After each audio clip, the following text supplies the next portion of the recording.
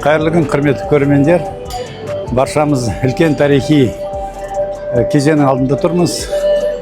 Алдымыздағы 15 наурыз күні үлкен біздер таңдау істеуіміз керек.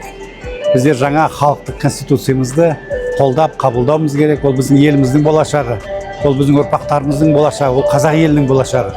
Сондықтан отандастарымызды, ауылдастарымызды бәрін бір адамдай болып, тума туысқандарыңызды, құда жекжаттарыңызды, достарыңызды, көрші көлемдеріңізді жинап, референдумға келіп, дауыс беріп, жаңа конституциямызды, халықтық конституцияны қолдауға шақырам.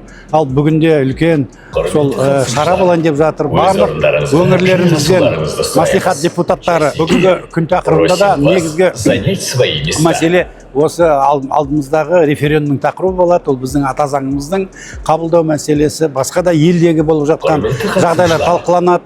Мемлекет басшысы қатысады деп күтілуде.